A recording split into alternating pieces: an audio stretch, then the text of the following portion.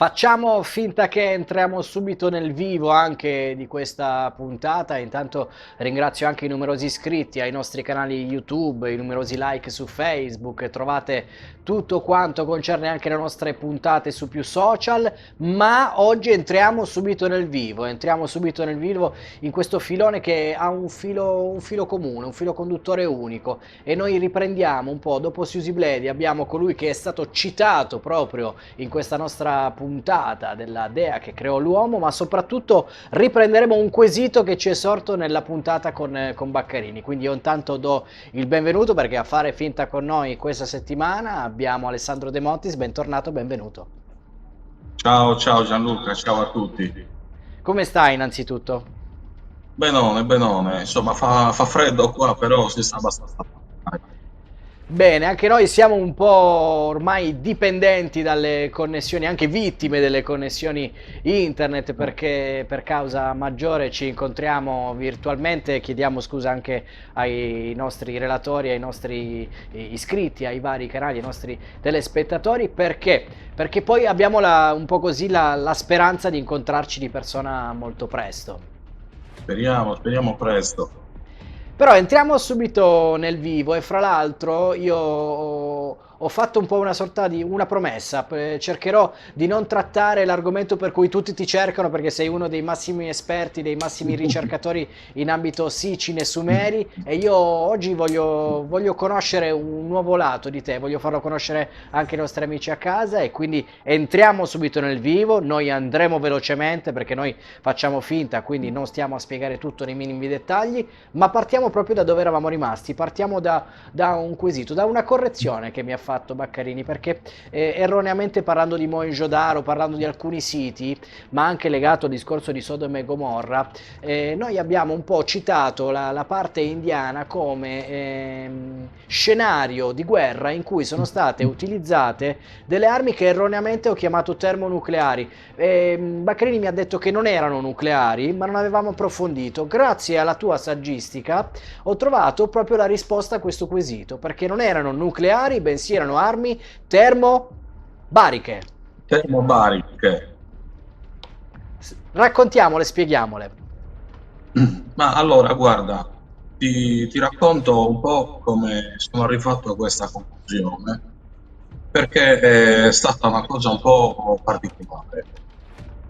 A me non è mai tornata quest'idea delle armi nucleari, perché leggevo vari siti di debunking che facevano eh,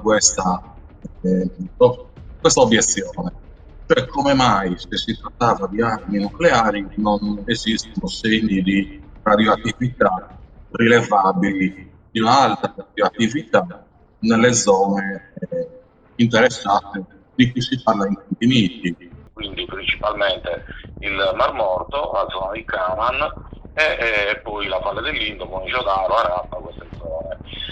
E a me però anche questa obiezione sembrava sbagliata, perché i tempi di dimezzamento e di rivita delle particelle interessate della radiazione eh, sono tali che si sarebbe dimezzato molto velocemente il grosso della carica radioattiva, e inoltre il continuo rinnovarsi del suolo e degli agenti atmosferici avrebbero ridotto di oltre il 95% la carica radioattiva.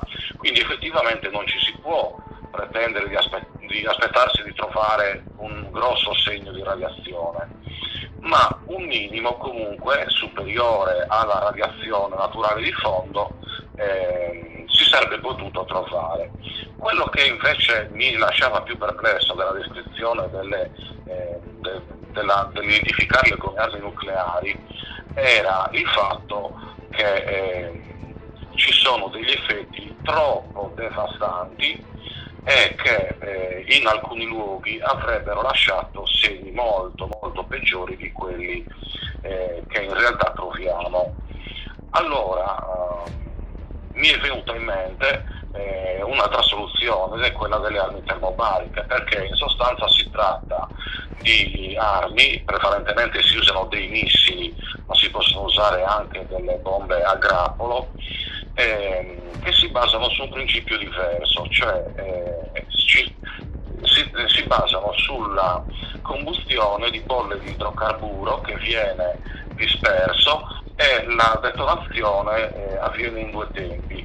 Prima si ha una detonazione che sparge a raggiera queste bolle di idrocarburo che vengono diffuse dal vento, e subito dopo queste bolle vengono innescate e quello che si ottiene è proprio una raggiera a pioggia dall'alto di fiamme, di quello che può essere descritto come lapilli, e di cumuli poi di idrocarburo che si condensa, si formano proprio dei grumi, e l'effetto, vedendolo, oltre l'esplosione, il fungo, diciamo, e il blast che produce, è proprio di questa caduta, come dice nella Bibbia, di fuoco e zolfo, cioè questi grumi infuocati che cadono e vengono sparsi sia a raggiera come caduta, ma anche poi nel momento dell'impatto col terreno causa un'implosione che intanto scava tantissimo e poi si espande in orizzontale per centinaia e centinaia di metri. E questo secondo me è proprio la soluzione migliore come ipotesi per verificare il blast, quindi la forza d'urto che distrugge orizzontalmente, il fatto di scavare il terreno, come per esempio nel Mar Morto, che sappiamo che ha questa zona chiamata la Lingua, che è proprio scavata di circa 300 metri sotto il livello del mare, e poi la classica descrizione di fuoco, di fiamme, che leggiamo in tutti i racconti che parlano di queste guerre, diciamo. Quindi anche Sodoma e Gomorra, quindi abbiamo Sì, citato. esatto. Bene, perché colpisce proprio anche nei Vimanika Shastra anche la descrizione proprio delle armi che avevano e degli effetti che queste armi avevano un po' sul territorio, e nelle rappresentazioni poi delle varie divinità magari ti è capitato di riscontrare qualcosa che potesse essere un'arma. Mi viene in mente il tridente che vediamo con Shiva, in cui qualcuno suggerisce che possa essere un'arma. Sì, guarda, le rappresentazioni delle divinità antiche in tante culture hanno quasi sempre un'arma. A parte il tridente, le divinità mesopotamiche per esempio spesso avevano delle mazze, delle picche e delle scuri, a volte a una sola lama oppure a volte delle scuri bipenne, come nel caso di Teshub. Addirittura anche nel Centro America, nel Mesoamerica e nel Sud America avevamo Viracocha rappresentato con una scura e con due fulmini. Ecco, questi fulmini, per esempio, come per esempio Zeus o alcune divinità della zona dell'Indo, il fulmine a me fa proprio pensare ad armi, insomma, in qualche modo raggi o non so, missili, qualche cosa del genere. Nella iconografia dell'Indo lì è fortissimo Enrico, che ha fatto delle analisi veramente favolose, e i suoi libri sono secondo me un must su questo argomento, quindi diciamo mi fido di tutte le sue interpretazioni e delle sue segnalazioni, che sono favolose. Ecco, e noi magari nei film, nel fantasy e anche un po' nei miti e nelle leggende l'abbiamo interpretato anche con il martello di Thor, che sì, un martello ma che scaglia anche fulmini. Sì, poi adesso, tra l'altro, notavo quando è uscito gli ultimi film, lui adesso ha cambiato il martello in questo Stormbreaker, che in effetti da una parte è il martello, ma dall'altra è proprio una scure. È favoloso perché Thor io l'ho sempre identificato con l'equivalente di Zeus, che è famoso per i fulmini, quindi Thor e Zeus, i dei che lanciano i fulmini, ma Zeus è sempre Ishkur, che veniva rappresentato sia con i fulmini che proprio con la scure. Bene. Infatti quest'ultimo film diciamo, da quel punto di vista chiuso un po' il circolo, no? Bene, noi ci divertiamo un po' a cogliere anche questi riferimenti perché poi anche nel successo di una rappresentazione, di un fumetto, di un film, spesso quando poi qualcosa anche a livello inconscio risuona è perché magari fanno capo a qualcosa magari di impercepibile, ma di un già visto per chi crede anche in qualcosa di più misterioso. Facciamo un po' un salto temporale perché insomma è vero che a quei tempi c'era poco da stare rilassati perché erano tempi di guerra, ma se andiamo nel nostro presente direi che questa rilassatezza può non esserci ancora perché stiamo vivendo un presente parecchio complicato. Che idea ti sei fatto un po' tu? Ma guarda, suppongo tu ti riferisca direttamente, diciamo, alla situazione a causa del virus, ma non solo, questo periodo è proprio tragico per tanti motivi.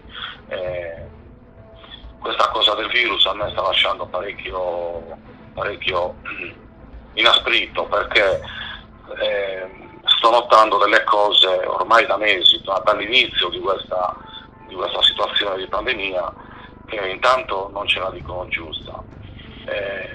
Seconda cosa, stiamo scoprendo ogni giorno delle menzogne, delle cose che sono agli occhi di tutti e che la gente leggendole, sentendole dovrebbe reagire ma non può, perché ci viene imposta l'impossibilità di reagire, cioè tu sai che ti vengono dette delle menzogne, le menzogne sono davanti a tutti però non puoi fare niente. Questa è una situazione che ci sta facendo incazzare come delle bestie, guarda. Io cambio subito il discorso perché ci tengo alla non chiusura del canale e quindi ti chiedo, però insieme a Susie Bledi abbiamo proprio parlato anche di come il virus venisse magari mandato in antichità, abbiamo visto Enlil che decide di mandare un virus, quindi le armi biologiche esistevano.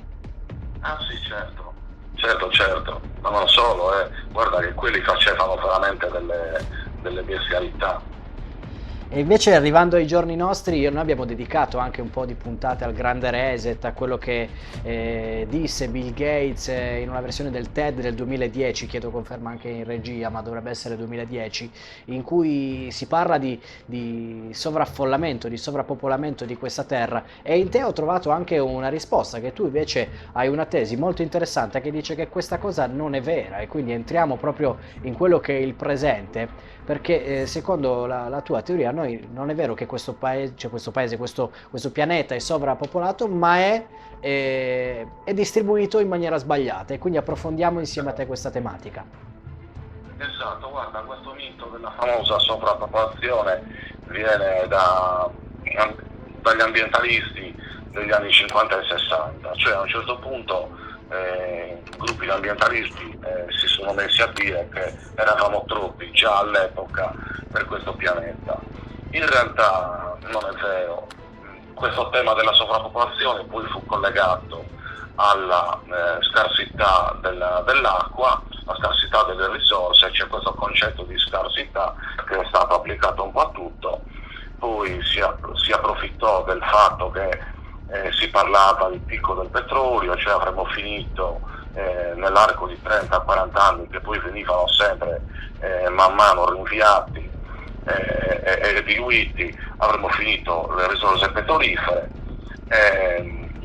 Ogni volta non riusciva mai a rettificare questo discorso, però, perché c'era la ragione, ovviamente, che con i numeri, con i dati mostrava che non era vero, cioè continuavamo comunque a trovare nuovi giacimenti, a scoprire nuove risorse, nuove falde d'acqua, il terreno diventava sempre più disponibile per l'espansione e la crescita delle città e delle comunità. Adesso purtroppo siamo in un periodo in cui queste persone stanno trovando il favore di personaggi potenti. Io veramente non me lo spiego, non mi spiego come mai questo tema ambientalista, catastrofista, stia trovando il beneplacito di tante persone potenti, e sono quelle che ovviamente poi alla fine dettano le regole. Però ci tengo proprio a dirti una cosa, ti faccio un esempio, quello dell'acqua, no? Io sono un tecnico ambientale, sono specializzato proprio in gestione gestione delle acque, delle risorse ambientali, e ti parlo di una specializzazione presa nel 97, quindi insomma decenni fa. Già all'epoca si parlava di scarsità dell'acqua. In realtà pochi sanno per esempio che il sottosuolo dell'Africa contiene una marea di acqua, cioè è pieno talmente tanto di acqua che si potrebbe scavare certo fino a a una certa profondità e investire per utilizzare quest'acqua che da sola basterebbe per tutto il continente, e questo solo falde di acqua nella Namibia e in un altro paio di stati, cioè basterebbero per soddisfare il fabbisogno di tutto il continente per decenni. Quindi abbiamo tanta acqua, abbiamo tanto ghiaccio, risorse ce ne sono tranquillamente, e soprattutto la sovrappopolazione non è vero, perché praticamente del nostro pianeta si stima che solo il 12% della zona abitabile sia effettivamente abitata, cioè tutti noi, quanti siamo? 7 miliardi di persone, 7 miliardi e 3, siamo concentrati praticamente nel Quasi 12% delle zone abitabili, quindi potremmo tranquillamente espanderci anche in altre zone. Ecco, allora io voglio proprio parlare anche di come viene usato lo spazio a livello abitativo, e quindi di questa tua teoria. Dici, ma perché c'è l'ossessione ad andare ad abitare in verticale, quando in realtà la situazione ideale è in orizzontale, e quindi un po' Sì, questa divisione dello spazio? un'edilizia orizzontale perché risolve tante problematiche, ed è la più adatta specialmente all'habitat cittadino.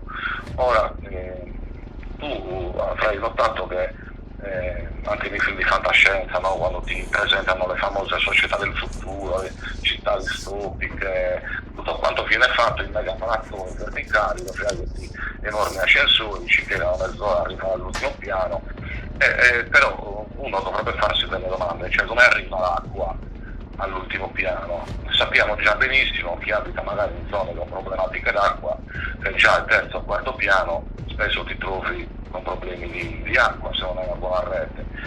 Io faccio l'esempio dell'Italia, ma così è un po' in tutto il mondo, le reti idriche fanno veramente schifo. Ma non solo, tu pensa a quello che può essere l'oscillazione naturale che si ha di strutture molto alte e strette.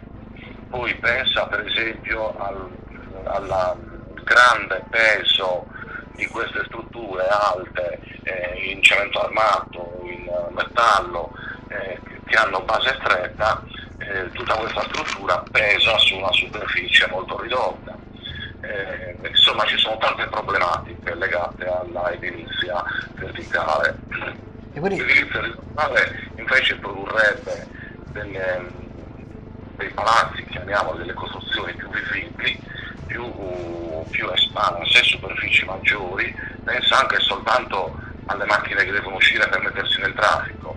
Se tu hai 1000 appartamenti disposti in un palazzo che ha una superficie ristretta, hai pochi punti di uscita e un sacco di macchine che si buttano nel traffico. Se invece tu riduci l'altezza ed espandi in orizzontale, avrai le stesse 1000 macchine magari che escono, però distribuite in più canali di immissione nel traffico. Io tra l'altro proprio su questo argomento ho scritto un libricino dove io per le mie conoscenze illustro la progettazione di una smart city, visto che si sta parlando molto in questi ultimi anni con questo termine smart city, città intelligenti. Ecco, la città intelligente deve essere anche progettata in maniera intelligente, quindi un'edilizia orizzontale è sicuramente il migliore da questo lato dell'efficienza e anche della tutela e dell'efficacia di una città che invece è cresciuta in verticale.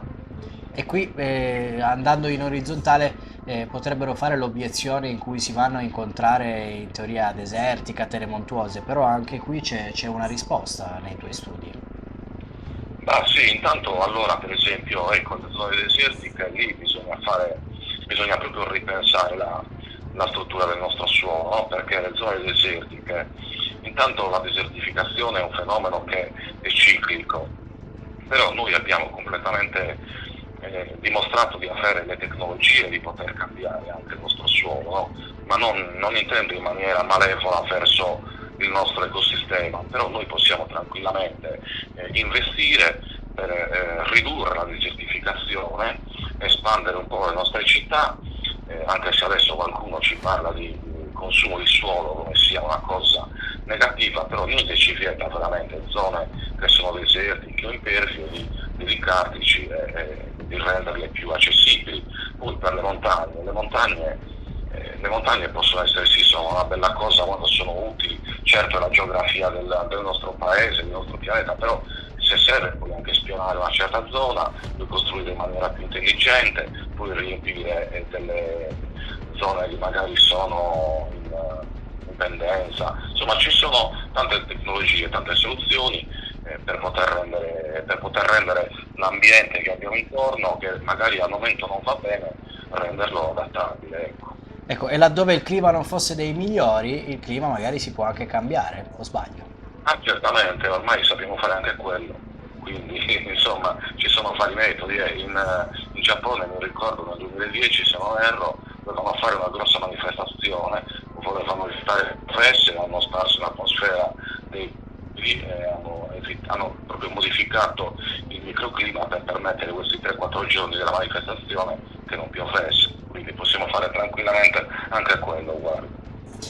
Senza scendere però nel pericoloso, perché quale può essere poi l'effetto andando agli estremi di questa capacità che si ha di andare a interferire con tutto? Si può pensare, magari i più pessimisti possono andare a dire quindi che ne sarà dell'uomo se andiamo alla conoscenza, alla tecnologia estrema. Quindi voglio portare insieme a te anche il tema del post-umanesimo, del transumanesimo, e quindi che ne sarà dell'uomo.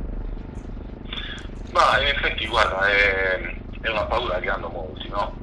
Perché forse anche per come sono state presentate queste tematiche nella letteratura, specialmente nel cinema, insomma, nei film, nelle serie TV, eh, vengono presentate sempre questo futuro distopico con i cyborg, con i uomini magari con parti artificiali che li usano per delinquere. Sì, certamente, ovviamente anche quella è una possibilità, no? Però quella è la natura dell'uomo, non è la tecnologia o o la tecnologia in sé, oppure l'uso magari delle tecnologie. Certamente se ci si dovesse avviare in un percorso in cui l'uomo diventa molto tecnologico o comunque le tecnologie diventano parte integrante della vita umana in maniera, chiamiamola invasiva, bisognerà ovviamente regolamentare in una certa maniera, no? Intanto assicurarsi per esempio che non si crei una ghettizzazione oppure una società 2.0 di persone appunto postumane, chiamiamole così, e di persone invece di livello più basso che sarebbero sicuramente quelli che non si possono permettere il costo di tali tecnologie e quindi ecco, capisci che questo formerebbe una società molto partizionata, quindi questo sarebbe sicuramente da evitare, però secondo me non c'è da averne paura, nel senso tante cose le possiamo già fare adesso, se tu pensi quante persone adesso per esempio hanno protesi alla mano, stanno facendo dei passi da gigante nella protesica, no? Oppure impianti cocleari per i non udenti, addirittura ci sono cuori artificiali, fegato artificiale, hai la possibilità di inserire dei chip sotto pelle per comandare le luci oppure per fare i pagamenti bancari, ci sono tante cose che possiamo già fare, noi abbiamo già queste tecnologie. C'è una resistenza nel senso che molta gente ha paura, io personalmente no, anzi io auspico che si arrivi a questa integrazione uomo-macchina prima di tutto per colmare deficit, quindi per esempio persone che hanno bisogno perché hanno delle menomazioni, no? Ma poi anche per un utilizzo ludico anche, e anche per potenziare e migliorare le nostre capacità. Cioè se io adesso ho le mie carte di credito che mi possono essere rubate, ma perché non mettere direttamente il chip RFID nella cosa, nella mano, o non lo so, in un polpastrello, devo fare il pagamento anziché tirare fuori la carta di credito, allungo il dito e pago. Sì, poi Per me, dipende sempre chi le usa, perché poi ci sono anche dei lati nascosti di questa tecnologia, e quindi certo, c'è da fare molta attenzione. La mia domanda diretta è: cosa ne pensi di Elon Musk? oddio. Per me, io non sono mai stato molto un amante di questo personaggio, nel senso che lui è sicuramente intelligentissimo, però lo trovo un po' ambiguo. Ultimamente ha fatto delle rivelazioni un po' particolari, secondo me è una grande bolla, però è una persona intelligentissima che va seguita, perché con le possibilità e le conoscenze che ha e le capacità che ha, lui potrebbe veramente fare qualcosa di grosso, di buono, ma se invece decidesse per esempio di stare dall'altra parte, potrebbe anche fare grossi danni. Non sono un amante di Bill Gates, per esempio, no, prima abbiamo nominato, ecco, Musk lo vedo un po' più dalla nostra parte, ecco, però non mi entusiasma granché come personaggio. Sì, diciamo che è un po' ambiguo, come dici tu, non si capisce bene. Alle volte fa una dichiarazione e dice ma allora, e poi però fa un'azione e dice però, e quindi non si capisce bene. Sì, Ecco, un po'. esatto. Ma poi io ho seguito un po', insomma, io ho seguito un po' il suo percorso con Tesla, con insomma, la sua agenzia aerospaziale, nonostante abbia avuto tantissime donazioni, tantissimi contribuenti, no? Anche personaggi famosi che hanno investito nelle sue aziende, in realtà si sono susseguiti una serie di bluff, una serie di bolle, no? Tesla ha avuto grossissimi problemi, le sue macchine hanno avuto grossissimi incidenti. Certo, sta migliorando nel frattempo, nel corso degli anni le tecnologie migliorano, però i prezzi calano. Però mi aspettavo un qualcosa di più, nel senso, se questa è la serietà con cui lui si dedica all'imprenditoria, io onestamente un personaggio così non lo metterei a gestire cose importanti che si possono riflettere sulla nostra vita. Ecco, rimane sempre un po' il quesito di chi controlla i controllori, ecco, a chi dare Sì, in mano questo grande potere eventualmente di chip, di memorie, di interi sistemi in cui magari qualcuno può averne un pulsante. C'è anche questa teoria per cui ci sono questi sottomarini in giro per il mondo che detengono un po' a livello anche di energia, per esempio tutto ciò che è internet, piuttosto che uno pseudo interruttore che metterebbe fine a molta della nostra tecnologia. Tu pensi che sia effettivamente realistica come ipotesi? ma guarda, secondo me qualcosa del genere c'è, nel senso che già mi ricordo, oltre 10 anni fa si parlava di famosi 9 server che controllano tutto internet, indubbiamente lì qualcuno ci lavora, quel qualcuno risponde a qualcun altro che sta più in alto, chi sta più in alto risponde a qualcuno che sta ancora più in alto, basta che arrivi un ordine, una catena di comando, spegni quel server e diciamo che magari un terzo di internet ti sparisce. Ora noi siamo abituati a vivere su internet, non ci pensiamo, no, quanto è importante la rete, i collegamenti nella nostra vita, ma io credo che se adesso sparisse mezzo internet per 3 giorni già sarebbe, non dico il crollo della nostra civiltà attuale come adesso, però siamo insomma quasi. Figurati se dovesse veramente qualcuno spegnerci elettronicamente o farci sparire, perché anche lì guarda che è un passo, ormai abbiamo tutto in elettronico, pensa anche ai soldi, la finanza. Secondo me qualcosa del genere già esiste, però insomma speriamo che non vogliamo spegnerci per adesso. E quindi la domanda ovvia è: quindi cosa ne pensi dell'intelligenza artificiale? Allora, l'intelligenza artificiale, guarda, ora come ora non esiste, nel senso che esiste quello che viene chiamato deep learning, esistono degli algoritmi che sembrano intelligenza artificiale, che sono quelli che vengono utilizzati nelle app per fare ne so, dei riconoscimenti di testi, di volti, li vediamo anche giocando con quell'applicazione RFace, no? Metto il mio viso in un video lì, però non è intelligenza artificiale, sono degli algoritmi favolosi, dietro c'è uno studio bestiale, però l'intelligenza artificiale è tutta un'altra cosa. L'intelligenza artificiale non è una cosa raggiungibile né adesso né secondo me nemmeno in futuro, intanto per la potenza di calcolo, ma anche perché non abbiamo nemmeno definito cosa è per noi la nostra intelligenza. Cioè quello che mancherà sempre alle macchine, ai programmi, a qualsiasi programma complesso, sarà la spontaneità. In mancanza di spontaneità e di capacità di decisione, ma non solo, cioè la nascita di uno stimolo, di un'azione, non avremo mai intelligenza, avremo soltanto imitazione. Quindi i programmi, per quanto complessi, potranno solo imitare e potranno solo fare scelte in un bacino di possibilità che sono state preprogrammate. Certamente si possono fare programmi che, utilizzando un hardware e dei sensori, possono acquisire dei dati, ma quei dati stessi possono essere valutati e interpretati e quindi sfruttati per compiere decisioni e azioni solo in base a criteri che sono già stati preprogrammati e da chi? Da un uomo, quindi non potrà mai una programmazione superare la capacità dell'uomo che l'ha programmata.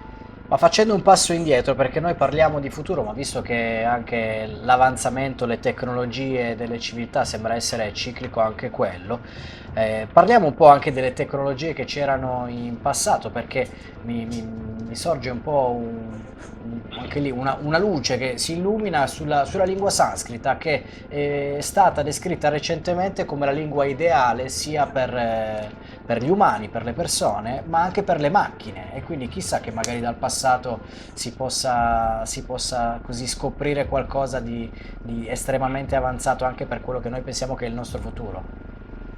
Ah beh, guarda, sì, perché in effetti noi siamo abituati a pensare alle lingue come a un qualcosa che si è sempre evoluto dal più, diciamo, dal grado più basso a quello più complicato che riteniamo essere il nostro. E però ricordiamoci che in passato ci sono state delle lingue e dei sistemi di scrittura che sono molto molto più complessi, più completi e più elaborati di quelli che noi abbiamo adesso. Ma per esempio durante la guerra c'era chi utilizzava dei dialetti di pellirossa per mandare messaggi cifrati, no? Poi ci sono sistemi di scrittura, vabbè, a parte quello cuneiforme oppure lineare A, lineare B, che possono essere tranquillamente utilizzati per fare della messaggistica complessa e per esporre e per contenere messaggi complessi. Quelli non erano diciamo dei tonti con un linguaggio semplice, con una scrittura semplice e che non poteva garantirgli livelli di avanzamento, anzi loro avevano secondo me dei livelli espressivi molto molto molto migliori dei nostri, di più avanzati. Semplicemente magari le culture che avevamo all'epoca non permettevano di esprimere al meglio il potenziale di questi sistemi. E il fatto che tu hai detto del Sanskrit, in effetti è una lingua particolarissima, che appunto è quella che diciamo viene chiamata lingua ideale, forse secondo me è un'esagerazione, però ha veramente una struttura particolare che potrebbe essere la chiave di tanti tipi di messaggi complessi. Ma ti dirò di più, io anni fa ho studiato per qualche mese la lingua azera, no? E mi sono accorto per esempio che le lingue turchiche in generale sono le lingue con meno irregolarità esistenti. Allora tu immagina cosa tutto tu potresti fare con lingue che hanno un basso grado di irregolarità, per esempio nel trasformare una espressione linguistica in una di queste lingue in programmazione, cioè se si riuscisse veramente a far corrispondere a queste espressioni linguistiche una programmazione digitale potresti fare delle cose fenomenali. Un'ultima domanda così a getto. Atlantide Lemuria, che cosa ci puoi raccontare?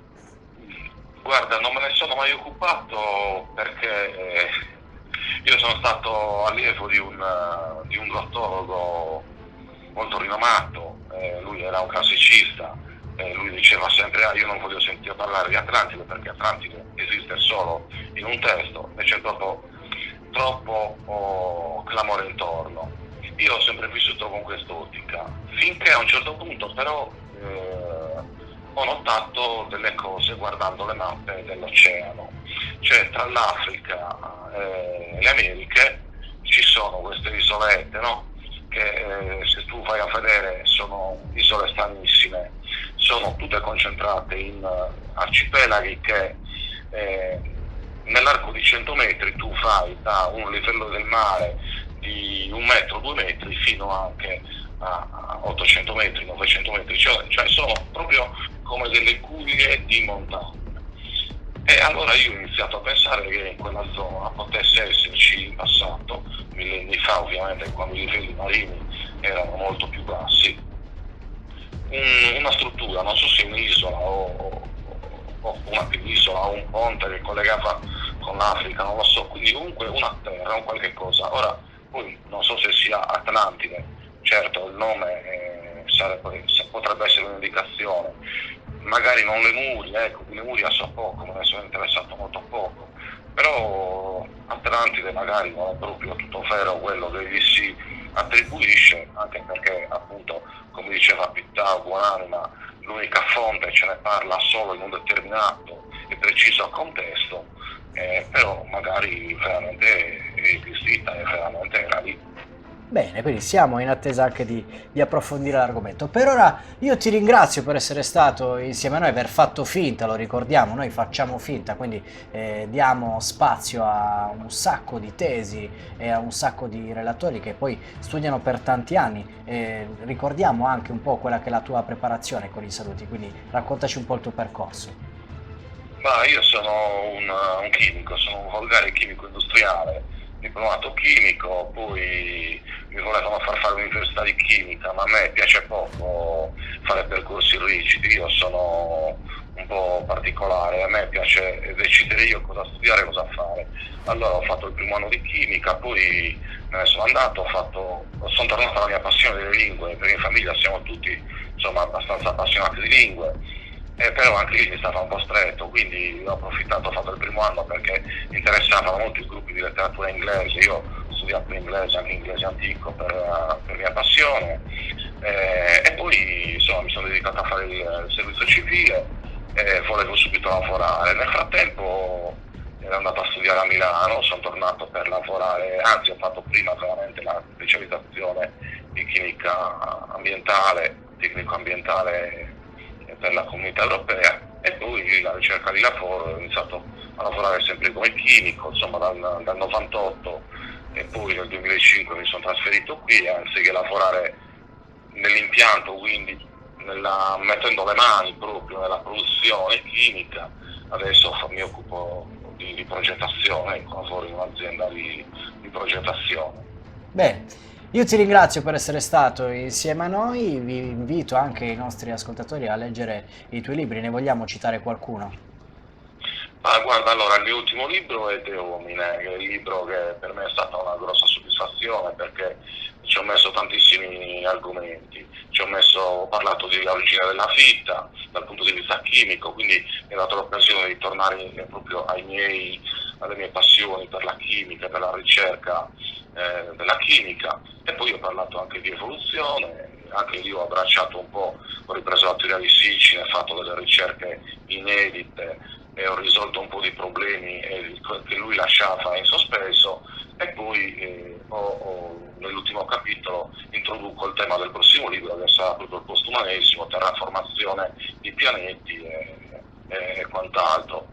E poi il libro precedente è quello che ho dedicato, è un libricino dedicato proprio al tema della guerra degli dei, in particolare alla distruzione di Sodoma e alla sua controparte nella mitologia mesopottamica, e lì, proprio in quel libro, c'è stato un importante intervento di Enrico Baccarini proprio sulla questione Mohenjo-Daro di cui parlavamo prima, e sono due libri di cui vado parecchio fiero, sono molto contento, e era tanto che volevo trattare questi argomenti, quindi insomma ve li consiglio, dai.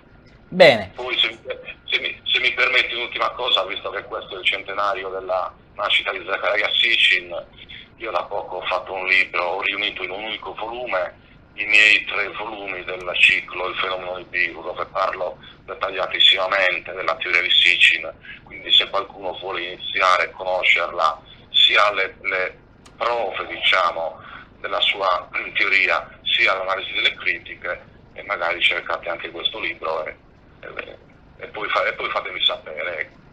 Perfetto, grazie mille di essere stato insieme a noi, grazie a voi che ci avete scelto e guardato anche questa settimana, o che ci guardate sui social e soprattutto sul nostro canale YouTube, nel quale vi invito anche a iscrivervi se ancora non lo avete fatto, per vedere anche tutte le puntate precedenti. Un abbraccio al nostro Alessandro, un abbraccio al nostro Manuel in regia, che come al solito ha partecipato mettendo immagini a più non posso, e un abbraccio a voi che come sempre continuate. Grazie a te di avermi ospitato. Grazie a voi.